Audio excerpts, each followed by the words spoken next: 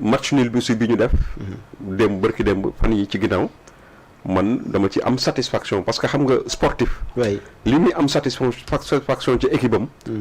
mooy que équipe am remplir véritablement mission bi nga xam ne moom lañ ko sant avec honneur. un sportif loolu rek la soxla ci loolu. ci mbir mi leneen li ci des yëpp. maanaam xéewal la. yàlla mooy tudd mooy dogal victoire dana am wala défaite dana am wala nul dana am. mais xam nga une équipe même son équipe même su fekkee dañ ko gagné ci les armes à la main mu wëpp mu leer la ni ñii lañ leen santoon def nañ ko ba mu mat sëkk. mais yàlla moo décidé nii. ni tey kii mooy gagné sax da ngay am satisfaction. mais man équipe bi bu ma ko commencé gis muy jouer ba léegi ci coupe d'Afrique bi. man satisfaction laa ci am. xëy na nag. lu baax du doy. te jàmm it du ëpp. am na ay rectificatif yoo xam ni ay rectification yoo xam ni. du ñàkk ni. effectivement danañ ko war a indi ci jàngat. te it man bokkuma ci ñi nga xam ni dañuy xalab entraîneur. waaw bu neexee teel na sax nag bu neexee ñu ni joueur yi la voilà entraîneur bi la bu naqadee ñu ni entraîneur bi la et cetera et cetera. entraîneur day sot rek. ak 18 parce que mbir mi moom ci biir terrain bi li ci des mooy. jël yenn décision yi. jël yenn décision yi nga xam ni par exemple ci remplacement yi ak ci classement yi. yooyu moom coobareem la. mais ku ne xam na ni véritablement c'est un entraîneur boo xam ni il a été à bonne école comme on l'avait dit ici. nekk un joueur international bu def ay preuve am. nekk ci peggu Aliou Cissé mi fi nekkoon. am lu mu jàng ci moom am lu mu indi aussi. parce que on a vu son option offensive. justement voilà parce que li la koy won mooy par exemple tey su fekkee ni Sénégal mi ngi jouer ak 2 milieux de terrain loolu kañ la gëj a am. Sénégal du jouer ak 2 milieux de terrain. Aliou de moom défense bi la doon xam nga voilà exactement. mais match bu nekk nag ak réalité am. ak réalité surtout. match bu nekk aussi casting bi. am na match yu nga xam ni dafa am joueurs yoo xam ni dañu am volume. physique. match boo xam ne da nga jàpp ni dana am intensité physique. war nga wut joueur yoo xam ni tamit physiquement. danañu mën a répondre. man par exemple ku mel ni Pathé Ciss. mënuma comprendre Pathé Ciss ñu koy téye ci touche bi ci yenn match yi. match contre Congo man jàpp naa ni. et puis éviter beneen conseil éviter di fatiguer aussi. Gana Gueye parce que Gana il ne peut pas tout faire aussi. non seulement am na âge. mais c'est vrai qu'il est au sommet de son art. Gana fi mu nekk nii dafa nekk ci maturité boo xam ni. macha allah ñëpp a waaru. ku mel ni Gana ak ku mel ni Kalidou dañuy gis ni plus ñuy am âge plus ñuy gën a productif. mais nag il faut pas en abuser. am na match yu nga xam ni ñu mel noonu da nga leen di xaw a noppal. il faut corser le milieu de terrain bu ñu xeeb adversaire yi nañ leen respecter. xam nga surtout aussi parce que gars dañ jàpp ne Congo aussi da ngay gis nga statut li gën a metti ci àddina mooy statut favori. su fekkee ni da nga am statut favori boo naagoo tuuti. ñu dox sa kaw. boo daagoo ñu dox sa kaw. boo naagoo ñu dox sa kaw. donc il faut être beaucoup très lucide très concentré. très bien beaucoup de lucidité. moom moo ñuy eggale fi ñu bëgg yegg. beaucoup de concentration. loolu rek moo ñu ci mën a génne. mais su fekkee ni par exemple dañuy euphorique. am benn ndam yaakaar ni équipe yëpp dañuy jaar seen kaw football reenu ñàmbi la. il n'y a que la réalité du terrain.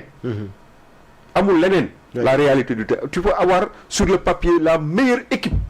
mais nga ñëw ci match bi joueurs yi nekkuñu en forme. pour une raison ou une autre subjective ou objective ñu contre-performant. donc li ñu war a def mooy fexe ba dajale atu yëpp. non seulement du point de vue objectif des trucs conditions objectives. mais les conditions subjectives aussi quoi. waaw le maximum de concentration. man dama gëm ni coupe bi ñoo ko moom. man dama ko gëm cette coupe comme la coupe bi ñu amoon ca Cameroun 2022 hein. oui bii aussi man jàpp naa ni ñoo ko moom. ci kàttanu yàlla ak na melam. voilà donc il faut que les gens ñu gën a soudé wu derrière l'équipe ñaan yàlla suñu borom mu yeggale yéene yi. match bi di ñëw nag moom tamit yaakaar naa ni danañ ci am ndam lu sedd. incha allah ndam lu yaatu incha allah bu neexee yàlla. ka promettre nañ ñu ko tey conférence de presse bi notre sélectionneur national Aliou Cissé. ayca doyen par rapport ak match bi yow noo gisee li nga jot a seetaan dal na xel wala. waaw alhamdulilah ala kulli haal. alhamdulilah ala kulli haal. waaw d'abord dañuy sant yàlla bu wér. ndax balaa nga ne naam. ne fa te li may wax football moom maanaam po la. donc comme po la moom po la. kon dañ koy tal. dañu koy fekkee. comme tal nañ ko te fekke ko moom dañuy sant yàlla bu baax di ñaanal yàlla surtout équipe bi. mais surtout aussi di leen féliciter. ndax itam nit kenn du ko xeebal coonom. et li ci gën a solo mooy li may tàmbale mooy fa nga doon tudd rek mais dañ cay junju. nanu sant yàlla bu wér. ndax jëmm yi laa wax. ci wàllu symbole yi bu ñu doon wax. bu noonu gaynde bi bu tëddoon. léopard bi maanaam yéeg ci kawam. musiba dal. dëgg la waaw gémmiñ loxo dal ci gémmiñ comme on dit. alhamdulilah rabbil alamin nga xamee ne. waaw rek ba ñuy tàggoo nañ ci jàmm lay doon. loolu mooy tàggoo ci jàmm loolu symbole la. dëgg la waaw kasaayeeku xaayaan ku dégg. macha allah xaayaan ku dégg. boo nu ñëwee nag. yàlla dogal ci bii ni ñëw balaa ma yàgg si commenté ci équipe bi ci boppam. ñi ñuy dajal itam nanu fàtte ne. que le léopard la woon. waaye kii panthère la. bu am ñaari bijjinu nag. kon symboliquement kooku dafa am nu ñuy raak ak moom. waaw. wala jàkkaarloo gaynde waaw kooku dafa am nu ñuy jëflante dafa am nu mu mëne. waaw na léopard bi mëne noonu la mëne. te buñ jëloon ci wàllu dellu soit ci waxi nit ci wàllu équipe beeg yi dama noonu. nii la mënoon a demee. pour jàmm am. pourquoi. symboliquement parlant. mu xóotal ci yenn yi mais damay tudd rek day junj benn mbir. bu ñu waxoon sax ci wàllu équipe bi rek yem fa. dafa am dañu demoon ba tension bi mooy nga àgg. sunu digganteeg sunuy doomi ndey sunuy mbokk. muy Congo ci boppam. bu ma tuddee Congo suma xel dem ci sunu icône bopp. booy góor gi yëkkati loxo bi doonu Patrice Lumumba. xam nga xel dana ci dem. ñu am fu nu jaar am ba fu nu agsi.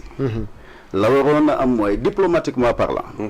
la xewoon ba ay supporters débordé te mos nañ ko fee def waaye ñoom ñu débordé bay damante ay sièges ak yu dema noonu.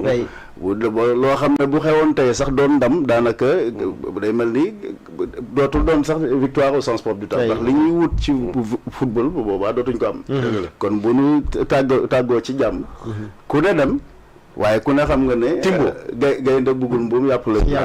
waaye nag taaral la ci am solo. damay wax souvent ne. la force du lion réside tout simplement dans son mental d'acier. sa noblesse. nañ ci bàyyi xel waaw. la noblesse. légendaire du cœur. absolument ak lan. son sens élevé. tout simplement de l'honneur. xam nga ca doole. waaw. rabu àll yi. waaw gaynde ëpp ci doole. waaw mais noblesse bi mënoon nañu wër di rëy rek di dem mais du def noonu. déedéet noblesse boobu mu am ci wàllu xol su suuree du rëy. effectivement. ba pare respecter adversaire. c'est vrai mooy lan li mu naan le sens élevé tout simplement de l'honneur face à l'adversité. xam ne adversité du ñu ay ennemis de au sens ainsi de suite. te comme soxlawu ko du jëfandikoo kooku du ko lekk donc soxlawu ko lor en réalité. kon tàggoon nañ ci jàmm. mais bu ñu ñëwee ci équipe bi ci boppam. danañu féliciter joueurs yëpp.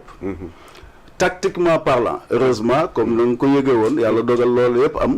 muy 3 bu jiitu ba am. ñu ñëw ba fii ñu def 1-1. du noonu la yemoon. waaye dëgg la yàlla andi loolu. ñu war a sant yàlla bu baax mais surtout ñu évaluer quelque part aussi. football bi du point de vue tactique. tactique tout à fait moom boo xooloon symbole yi rek di nga xam ni nga war a demee. symbole yi rek boo ko xool ni nga xam fi nga war a demee. mais bu nu ñëwee tactique bi da ci am solo. bu nu jógee premier match bi.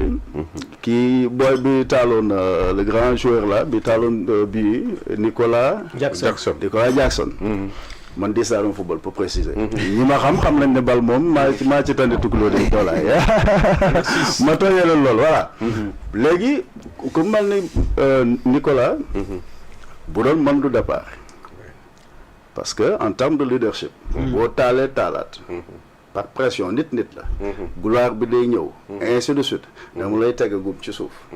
jël Boulaye nu mu tudd. Boulaye Dia teg ko. bu dem bu paree ba noppi yow di nga am lecture di nga am lucidité. boo gisee nit ñi dawal te bokkoo. da ngay xam ne joueur nga comme joueur yi. di nga am lecture. surtout d'autant plus que attaquant bu ponkal la buteur la parce que bal kii la dàqa man dugal mooy ki am contrôle lay def rek doo ñaar doo tàmbalee am état sa équipe nga jël góol ku mel ni le grand Mendy góol la man mais mënul ballon pied pour dire les choses telles qu'elles sont. relation dafa des. kenn du ko passe bal parce que boo bu téye bal mu waroo ko def warul téye bal bi. au lieu mu dégager. mu jël bal bi di ko teg ci suuf di ko passe boo ko defee da ngay teg pression ci kali bi nu mu tudd Koulibaly. te moom ci ñeneen ñi dañu lire d'ores et déjà que mooy récupérer bal bi dana permettre ñoom seen milieu. danañu yéeg danañ la fekk si ndax teg nga bal bi ci suuf.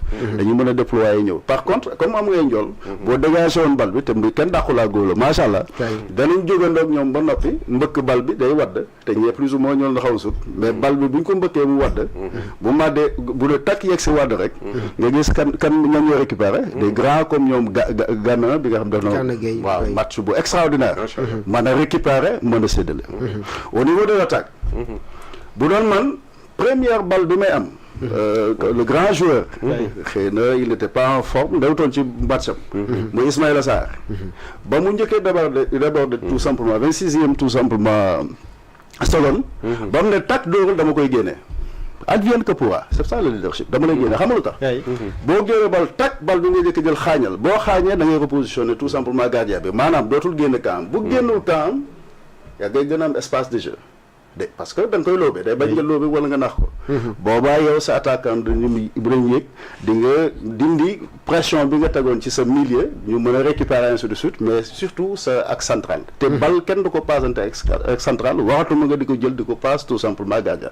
pour ñu bañ a rek def maanaam jàngee ci dara da ci am solo yaa ngi dégg baax ma boo ñëwee nga ne maanaam da ngay football del nangu di lamb góol dañ koy lamb góol aussi comme kii ngay wane man di kenn dàq góol da nga koy protéger bul ko teg pression di ko passe bal te du maanaam balle au pied du force am jàpp la ba ainsi de suite te le centre fait boo ko passé bal bi te mu leer attaquant bi man mu leer mën a di ça ne góol bi boo ko passé mënatul téeg loxo mais da nga ma koy chercher est-ce qu'on parle donc tactique bi ci boppam dañ koy war a tout simplement xool départ boo ñëwee bu loolu jàllee au niveau de l'attaque booy attaqué lu mu mën a doon boo bëggoon a jàng sax commence encore l'art de la guerre de Sun Tzu boo doon attaqué triangle mooy attaqué comme disons boo jëloon ki dàqa porte balle c'est tout simplement Iliman Ndiaye ki gën a am par expérience un grand tacticien mooy Sadio nga am nag booy bi nga xam moo ëpp faaya